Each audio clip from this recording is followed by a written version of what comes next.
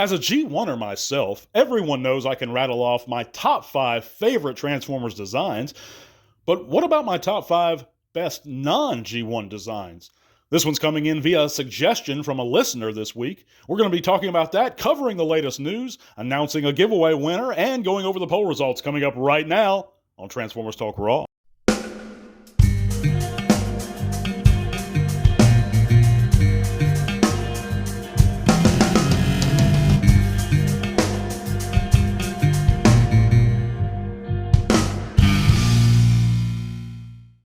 Thanks for coming on back, botheads, this week to another Transformers Talk Raw. We're going to end your work week or your school week, whichever one it may be, on a bit of a high note, hopefully. And I'd like to thank you guys so much for coming in and listening. If you haven't heard, click all those great links in the description below. We just started a new Discord. That's the Transformers Talk Raw Discord, and each one of my listeners has a personal invite to join us there. We're going to be chatting about all things Transformers related, that be it art, the movies, the figures, whatever you like. Go in and accept that personal invitation from me and join us on Discord, guys. We're still growing. We just started this past week, so give us a little time, and traffic will pick up there a little bit. But yeah, check out all those cool links. If you'd like to help support the podcast further, you can do so via Patreon. That $1 or $3 a month goes a long way to supporting the podcast, upgrading our equipment, and helping to provide those giveaway figures. But if not, if you're just coming in, give us a thumbs up. I sure appreciate it, guys. Check out all those great channels, too, below in the description. But let's get right into it this week, guys. I'm Matt, your host with the most, and we're going to be talking about the top 5 best non-G1 designs. And like I said in the intro, this one's coming to us via a suggestion from a listener a couple months back. And yeah, I thought it was a pretty cool idea because it's going to be easy for an old guy like me to rattle off my 5 best Transformer designs overall. But there's a couple stipulations involved here. One, I'm not counting Beast Wars or Beast Machines because I consider them extensions of G1, and a lot of other folks do too. Also, I'm not counting Victory or any of the subsequent Japanese series that followed the US Sunbow series, because those are technically a part of G1 also. But let's jump right into it, starting from number 5, guys, of the top 5, and this is also my personal opinion. It's all subjective, guys, so take these things with a grain of salt. I know I'm going to have a lot of folks disagreeing with me, but my number 5 is the 2007 Optimus Prime. And yes, a lot of people don't like the look of the Bayformers at all, but I think this one's become a little bit, iconic in a sense. The truck mode with the flames, Optimus with his, kind of a flip-out sword weapon.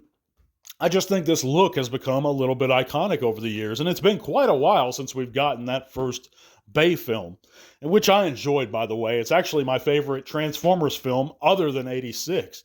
I even liked it a little better than Bumblebee, and that's saying a lot. And of course, if you know me and my feelings about Transformers 1, 07 was funny, it had action, and it captured the spirit of the Transformers. When the Decepticons are riding into combat saying, "All hail Megatron," that's awesome. I mean, there were things about it I really enjoyed, the 2007 film. I think it was a legit good movie. But I digress. The 2007 Optimus Prime and his subsequent studio series release, I thought was a great design. And he has an accompanying good figure. So that's my number 5, the top 5 best non-G1 designs. Let's roll right along to number 4, and that's going to be the Cybertron Metroplex. And of course, we've gotten a recent Titan of this figure and this design, but I just thought the design was originally, when it came out in Cybertron, a really cool looking take on Metroplex as a character. And I love his alt mode. I know a lot of people have issues with this design, but I really didn't, for what he's supposed to be and what he's supposed to do, like excavation and stuff. I just think he's fantastic. I love the battle mode. I love the face shield and the subsequent figure and the accompanying figures that he got, even the original figure from Cybertron. I thought was a really cool release.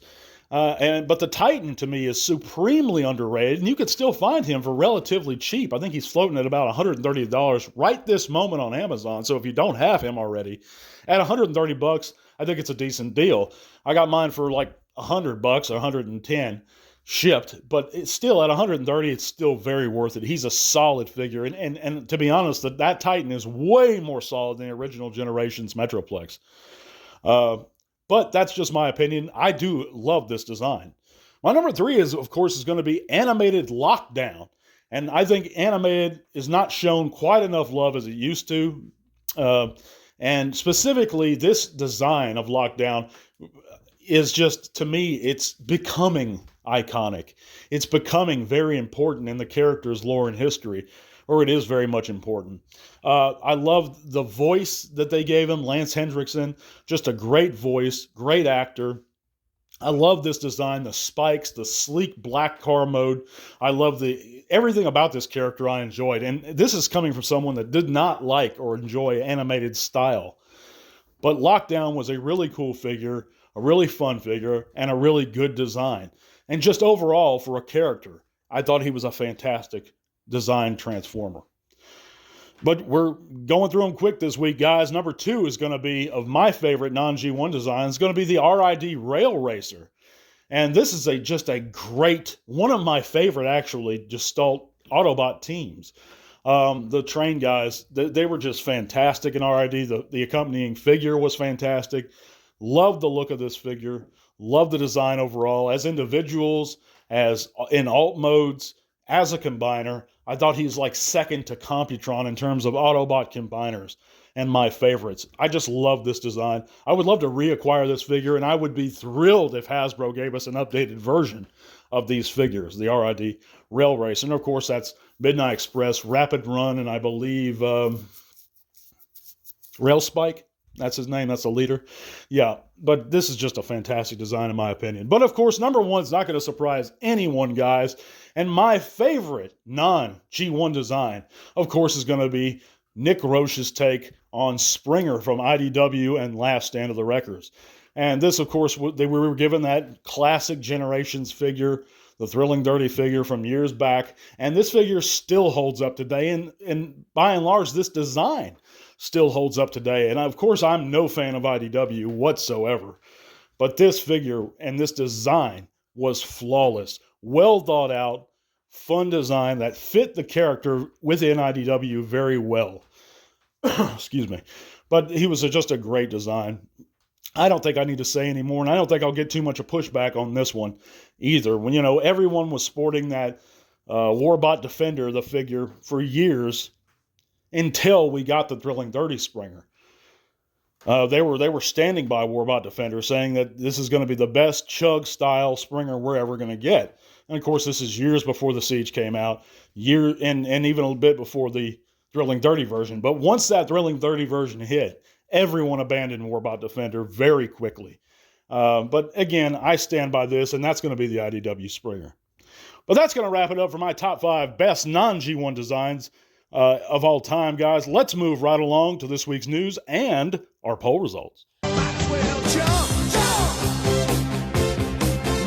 Check out the poll results. And because we didn't have a poll last week, guys, instead I did something else. I think I did a Donkey of the Week. This poll, I asked this 2 weeks ago, but it had 176 votes, guys. And of course, the question we asked is, are the Transformers primarily for children?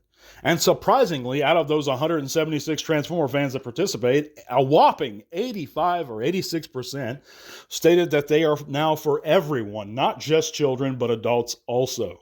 That's a vast majority of the Transformer community that believes that, and I tend to agree with them.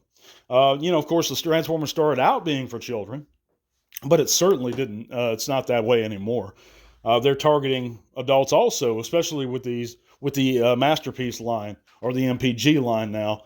And even with the Studio Series figures, they give us some more. And a lot of companies are doing that. I know Lego's doing that with I think it's called their Signature Series or something. It's these black boxes. I think it's pretty clear that Transformers are now for all folks. And only 10% of Transformer fans that participated said that they are not. They're only for adults. Of course, I don't think that's true. We now have the Cyber World figures. We have Earthspark. And of course, those are targeted for a younger audience. But thanks to everyone who participated. Let's roll right along to this week's news. And via Amazon, we also have new Cyber World listings and images to accompany those listings. Of course, that includes the Armor Bumblebee, an Optimus Prime, Snarl, Skybite, Megatron, Starscream, and a Chomp and Battle Grimlock. And I don't know anything about Cyberworld. I don't know anything about the series that's coming.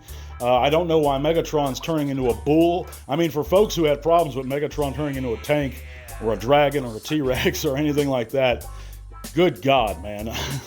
And I don't know if this is supposed to be G1 Megatron as a character or just a new version of Megatron, a new character entirely.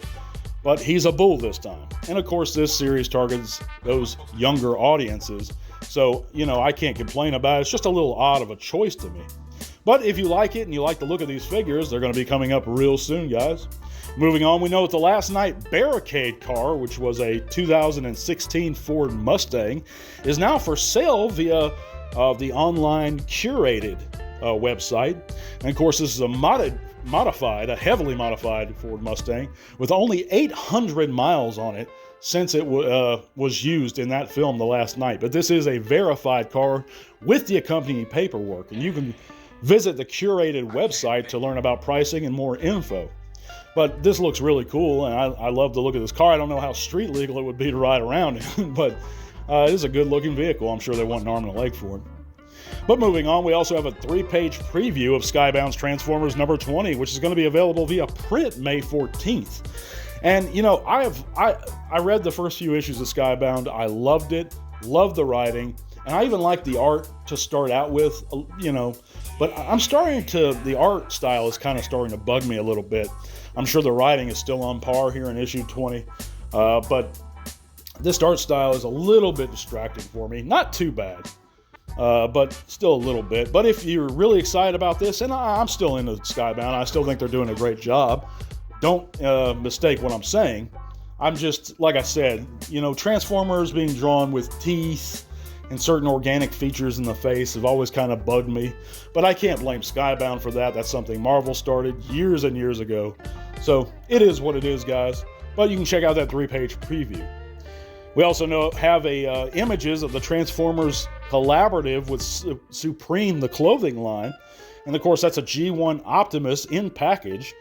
And this figure is already out some places in the US and the United States, or UK in the United States, for about $98 US, which is kind of a high price to me just for a G1 Prime that's in all red with a Supreme label. But it is what it is. It looks good for what it is.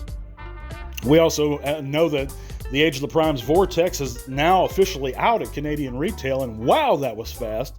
But we have some additional picks in hand here, and he looks great to me in both modes. And here we see him side by side with the Combiner Wars Vortex. And this is just a reminder to me, guys, and of course the Age of the Primes one looks fantastic. I think he is an improvement, but it just reminds me personally of how great Combiner Wars was. You have a lot of people knocking Combiner Wars and giving it hate on the social media platforms like Discord, like Twitter.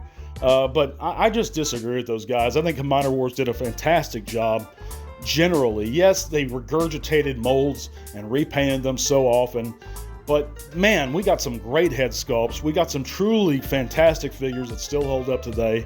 The Ultra Magnus, the Leader Megatron with the real rubber tank treads. I just think that we got some really great figures, and it brought back modern day G1 style Gestalts. We didn't have them. I mean, we had the Fall of Cybertron stuff, which was barely G1 style. I mean, it really wasn't.